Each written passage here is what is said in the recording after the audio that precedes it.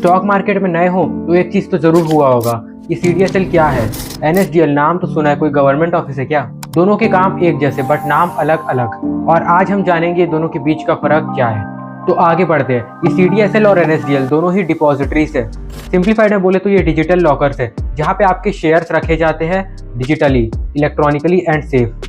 Paper share certificates का जमाना गया, अब सब कुछ डीमेट है। जैसे आजकल शादी के कार्ड भी व्हाट्सएप पे आते हैं, वैसे ही आपके शेयर भी डिजिटली स्टोर होते हैं। अब चलो थोड़ा हिस्ट्री समझते हैं। NSDL पहले आया 1996 में, इंडिया का फर्स्ट डिपॉजिटरी। ये इतना पुराना है कि जब NSDL बना था तब लोग डायल अप इंटरनेट से याहू मेल चलाते थे।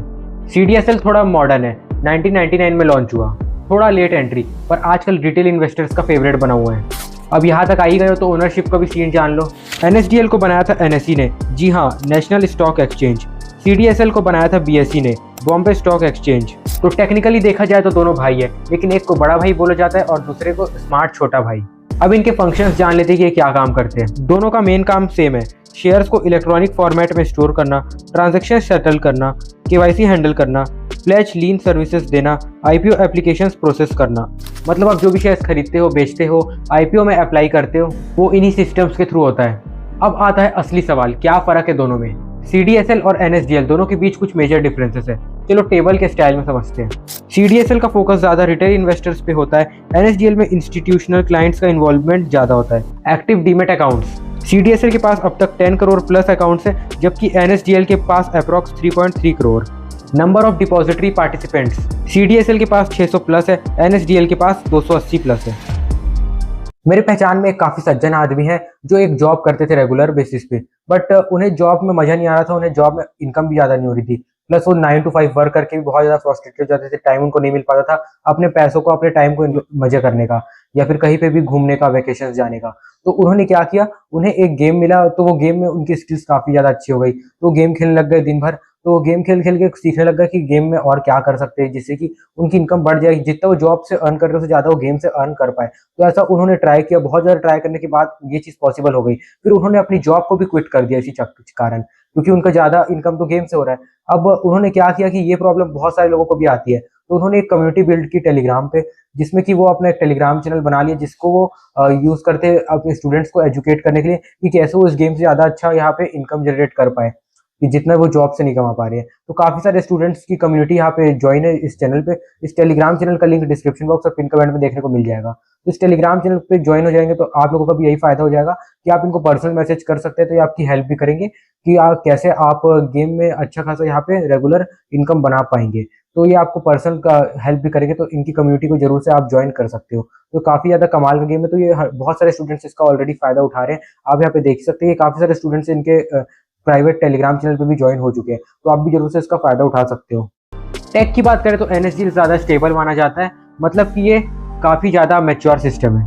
CDSL भी अच्छा है, लेकिन 2023 में IPO ग्लिच के चलते कुछ लोग फ्रस्ट्रेट हो गए थे। अब चलो IPO की बात आ गई है तो थोड़ा इसे IPO के एंगल से भी समझते हैं। बाय डिफ़ॉल्ट IPO में जब आप UPI का यूज़ करते हो तो CDSL ऑटो सिलेक्ट होता है, इसलिए ज़्यादा लोग उससे फैमिलियर है। NSDL भी यूज़ होता है, लेकिन मोस्टली जब आपका ब्रोकर स्पेसिफिकली वो रूट यूज़ करे। तो अब सवाल ये है कि कौन सा आपके लिए बेटर है। ऑनेस्टली बोलो तो उससे कोई फर्क नहीं पड़ता, क्योंकि आपका ब्रोकर ही डिसाइड करता है कि आपकी जो शेयर्स है, आपका डीमेट है, वो CDSL में हो या फिर NSDL में हो। ज़्यादातर नए एज के ब्रोकर्स जैसे कि जीरोधा, अपस्टॉक्स, ग्रो, ये सब CDSL की तरफ जाते हैं। अब इसे एक इन्वेस्टर के पर्सपेक्टिव से भी समझते हैं। आपका PNL चाहे CDSL में हो या NSDL में हो, पैसा वही रहेगा। लेकिन अवेयरनेस जरूरी है। कभी कभी IPOs में डिले या इशू होता है, कभी लिंक वेरिफिकेशन या ऑफ मार्केट ट्रांसफर करना हो तो इंटरफेस अलग होता है। सिक्योरिटी की बात करें तो दोनों में हाई सिक्योरिटी है, क्योंकि दोनों सेबी के द्वारा रेगुलेट किए जाते हैं। बट गाइस एक फर्क बता देता हूँ, दोनों के बिजनेस मॉडल में फर्क है। जो NSDL है उसका 40% बिजनेस है, वो ओनली डिपॉजिटरी के थ्रू है। अब हमने सब जान लिया वीडियो में कि डिपॉजिटरी क्या होता है, कैसे वर्क करता है। रेस्ट जो 60% है वो बैंकिंग सर्विसेज हो गया, और इसका एक पेमेंट बैंक भी NSDL का, तो इसके थ्रू जो बाकी का 60% रिवेन्यू है वो आता है। जो CDSL है उसका जो 80% रिवेन्यू है, बिजनेस मॉडल है, वो पूरा डिपॉजिटरी के इर्द गिर्द वर्क करता है। मतलब कि 80% जो रिवेन्यू है, प्रॉफिट हो गया या फिर जो भी पैसा इसमें आ रहा है बिजनेस में CDSL के, वो 80% डिपॉजिटरी बिजनेस के थ्रू आ रहा है। तो अगर आप सोच रहे हैं कि फ्यूचर में इंडियन स्टॉक मार्केट में जो डिपॉजिटरीज है उसका प्राइस हाई हो सकता है या फिर उसका फ्यूचर आपको अच्छा लग रहा है डिपॉजिटरीज का। ओनली डिपॉजिटरी के पर्सपेक्टिव से बोल रहा हूँ, तो CDSL ज़्यादा बेटर रहेगा क्योंकि 80% मार्केट शेयर CDSL के पास है। NSDL के पास हालांकि क्लाइंट्स काफ़ी हाई लेवल के हैं बट उसका मार्केट शेयर कम है CDSL की तुलना में। ये मेरा पर्सनल ओपिनियन था, इसमें मैं कुछ खरीदने बेचने की राय नहीं दे रहा हूँ। कंक्लूजन, तो भैया CDSL हो या NSDL, वॉल्ट दोनों ही है, बस चाबी अलग अलग है। आपका काम है स्मार्ट इन्वेस्टर बनना जिसमें नॉलेज भी हो और पेशेंस भी।